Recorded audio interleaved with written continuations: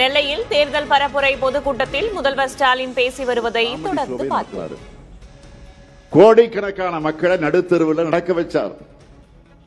Oxygen சிலிண்டருக்காக மக்களை அல்லல் பட வச்சிருக்கிறார். இப்போ மேற்காசிய போர் நடக்குது. பொறுப்பான மாநில அரசு நாங்க முதல்லயே சலுகை திட்டங்களை அறிவிச்சிட்டோம். ஆனா பிரதமர் கொரோனா காலம் மாதிரி ரெடியா இருங்கன்னு சொல்லிட்டு மக்களை கேஸ் சிலிண்டருக்காக காத்திருக்க வச்சிருக்கிறார். இதெல்லாம் ஒட்டுமொத்த இந்தியாவுக்குன்னா தமிழ்நாட்டை பொறுத்த வரைக்கும் பாஜக ஆட்சியில தமிழ்நாட்டுக்கு கல்வி நிதி இல்ல, ஜிஎஸ்டி இழப்பீடு இல்ல, நீட் தேர்வு விலக்கு இல்ல, தமிழ் மொழி வளர்ச்சிக்கு நிதி கிடையாது, ரயில்வே திட்டங்கள் கிடையவே கிடையாது, மெட்ரோ ரயில் திட்டம் இல்ல. அத்திப்பூத்த மாதிரி ஒன்னே ஒன்னு கண்ணே கண்ணுன்னு சொல்லுவாங்கல்ல, மதுரை எய்ம்ஸ் மருத்துவமனையை அறிவிச்சாங்களே, அதோட நிலைமை என்ன? அந்த ஆர்டரை யாராவது ஒருவர் எடுத்துக்கிட்டு டெல்லியிலிருந்து பொடிநடியா மதுரைக்கு வந்திருந்தா கூட இந்நேரம் எய்ம்ஸை கட்டி முடிச்சிருக்கலாம். ஆனா தமிழ்நாட்டுக்கு இன்னி வரைக்கும் எய்ம்ஸ் கட்டணம் வரல. தமிழ்நாட்டுக்கு ஒண்ணுமே இல்லை. இதுதான் மோடியினுடைய மாடல். இந்த நிலையில தமிழ்நாட்டில் பாஜகன்னு சொன்னால விரட்டி அடிக்கிறாங்களே, எப்படி தமிழ்நாட்டில் கால் பதிக்கிறது நினைச்சாங்க. தமிழர்களுக்கு துரோகம் செய்ய யாராவது கிடைப்பாங்களா அப்படின்னு விலவீசி பார்த்தாங்க, தேடினாங்க. அப்படி கிடைச்சவர் தான் துரோகத்தில் டாக்டரேட் வாங்கின பழனிசாமி. அவருக்கு என்டிஏவில் கொடுக்கப்பட்டிருக்கக்கூடிய ரோல் என்ன தெரியுமா? வரிசையா சொல்றேன் கேளுங்க. சிறுபான்மையினருக்கு எதிரான பாஜகவுக்கு வாக்கு கேட்கிறது, தமிழுக்கு விரோதமான பாஜகவுக்கு வக்காலத்து வாங்குறது, இந்திய திணிக்கிற பாஜகவுக்கு துணை போறது, அரசியலமைப்பு சட்டத்தையே கேலி கூத்தாக்குற பாஜகவுக்கு சாமரம் வீசுறது, ஒரே நாடு ஒரே தேர்தல் ஜனநாயகத்தை சிதைக்கிற பாஜகவுக்கு ஜால்ரா போடுறது, இடஒதுக்கீட்டையும் சமூக நிதி அழிக்கிற பாஜகவுக்கு சிவப்பு கம்பளம் இருக்கிறது. இறுதியா அதிமுகவை அமித்ஷா கிட்ட தாரை வார்க்கிறது. இதுதான் அவருடைய ரோல். இப்படிப்பட்ட பழனிசாமி நேற்று ஒரு பொதுக்கூட்டத்தில் என்ன பேசி இருக்கிறார் தெரியுமா? எனக்கு உயிர் கொடுத்து ஆளாக்கிய தலைவர் கலைஞர், கலைஞரை நான் வீட்டு சிறையில் வச்சிருந்தேன்னு நாக்கில் நரம்பில்லாமல் பேசியிருக்கிறார். திரு எடப்பாடி பழனிசாமி அவர்களை தோல்வி பயத்தில் எல்லை மீறி பேசுவதற்கு தொடங்கி இருக்கிறீங்க. முதலமைச்சரா என்னுடைய செயல்பாடுகளை விமர்சிக்க எதிர்க்கட்சி தலைவர் உங்களுக்கு எல்லா உரிமையும் இருக்கு. தேர்தலில் அதை மக்கள் எடை போட்டு பார்ப்பாங்க.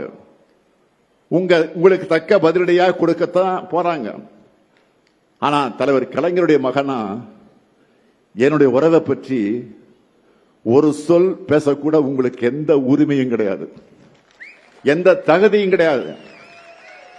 தலைவர் கலைஞரை பற்றி உங்களுக்கு என்ன தெரியும்? தலைவர் கலைஞர் ஒரு சிங்கம். வாழ்ந்த காலம் வரை கோடிக்கணக்கான தொண்டர்களை என் உயிரினும் மேலான உடன்பிறப்புகளை என்ற ஒற்றை மாத்திரத்தில் கட்டி போட்டிருந்தவர் நம்முடைய தலைவர் கலைஞர். அவர் முதுமையால உடல்நலம் சரியில்லாம வீட்டில் ஓய்வு எடுத்தார். நினைவாற்றலை இழந்த போது கூட மருத்துவர்கள் உங்களுக்கு யாரை பிடிக்குன்னு கேட்டா என்ன சொன்னா தெரியுமா? அண்ணா. அண்ணான்னு சொன்ன பேரறிஞர் அண்ணாவுடைய அன்பு தம்பி அவர். முடியாத நிலையிலே கூட அறிவாலயம் போகணும், முரசொலிக்கு போகணும்னு துடிச்சவர். அவரை யாரும் சிறையில் வைக்க முடியாது. அவருடைய இதய சிறையில தான் நான் உட்பட இங்க இருக்கிற உடன்பிறப்புக்கு அத்தனை பேரும் கூட இருந்தோம். எடப்பாடி பழனிசாமி அவர்களை தலைவர் கலைஞர் பெயரை சொல்லக்கூட உங்களுக்கு தகுதி கிடையாது. கலைஞர் பெயரை சொல்லக்கூட எந்தவித யோக்கியதையும் கிடையாது. 5 முறை மக்களால் தேர்ந்தெடுக்கப்பட்ட முதலமைச்சராக இருந்து இந்த தமிழ்நாட்டை நீண்ட காலம் ஆண்ட ஒரே முதலமைச்சர் தலைவர் கலைஞர்.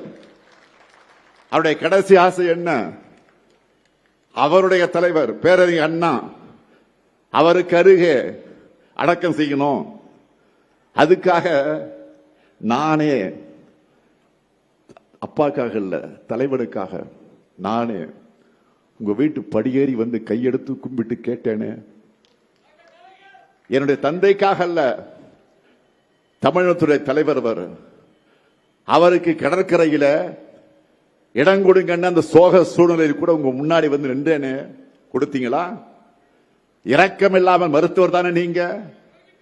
அப்படிப்பட்ட உங்களுக்கு எங்க தலைவரை பற்றி பேச எந்த யோக்கியதையும் கிடையாது. உங்க யோகியதை என்ன தெரியுமா? உங்களை நம்பி பதவி கொடுத்த அம்மையார் சசிகலாவுடைய காலையே மாறிவிட்டவர் நீங்க. நம்பிய டிடிவி தினகரனையும் சகோதரர் ஓபிஎஸ் அவர்களையும் முதுகுல குத்துனவர் நீங்க. உங்களுக்கு நினைவு இருக்கா? அம்மையார் ஜெயலலிதா உடல்நல குறைவால சட்டமன்ற அவைக்கு வராமல் இருக்க அதற்கு ஒரு தீர்மானம் கொண்டு வந்தாங்க. அதை ஆதரிச்சு இருக்கும் திமுக. இதுதான் உங்களுக்கு எங்களுக்கு இருக்கிற வித்தியாசம். அடிச்சு சொல்றேன், உங்களால எந்த காலத்திலும் ஆட்சியை பிடிக்கவே முடியாது. உறுதியா சொல்றேன், கலைஞரின் உடன்பிறப்புக்கு இருக்கிற வரைக்கும் உங்களால் ஆட்சியை பக்கமே வர முடியாது. இது உறுதி. தமிழ்நாட்டை காக்க திராவிட முன்னேற்ற கழகம் தான் மீண்டும் ஆட்சிக்கு வரணும் என்று மக்கள் ஏற்கனவே முடிவு பண்ணிட்டாங்க. இந்தியாவை திரும்பி பார்க்கிற வளர்ச்சி நீடிக்கணும்னா திராவிட முன்னேற்ற கழகம் தான் ஆளணும். தமிழ்நாடு தலைநிமிர்ந்து இருக்கணும்னா மதச்சார்பற்ற முற்போக்கு கூட்டணி தான் வெற்றி பெறணும். அந்த வெற்றி இந்தியாவை திரும்பி பார்க்கிற மாபெரும் வெற்றியா இருக்கணும். நீங்க எல்லாரும் ஒரு விஷயத்தை நல்லா புரிஞ்சுக்கணும்.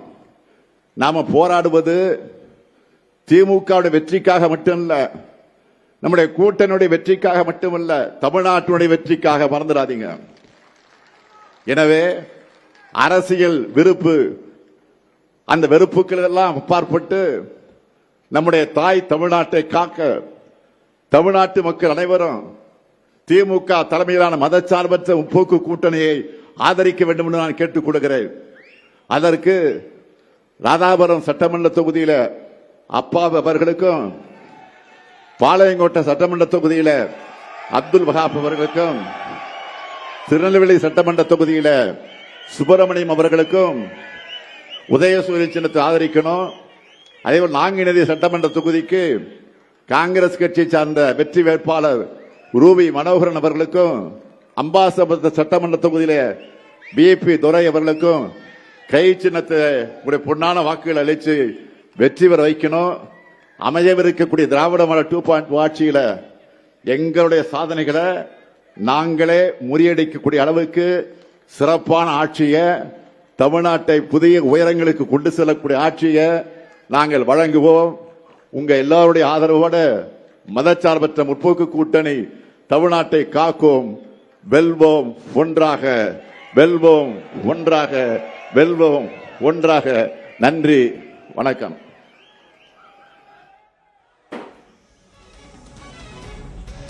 நெல்லையில் நடைபெறும் தேர்தல் பரப்புரை பொதுக்கூட்டத்தில் முதல்வர் ஸ்டாலின் பங்கேற்று பேசிய காட்சிகளை பார்த்தோம். விவரங்களை பின்னர் செய்தி வடிவில் பார்க்கலாம்.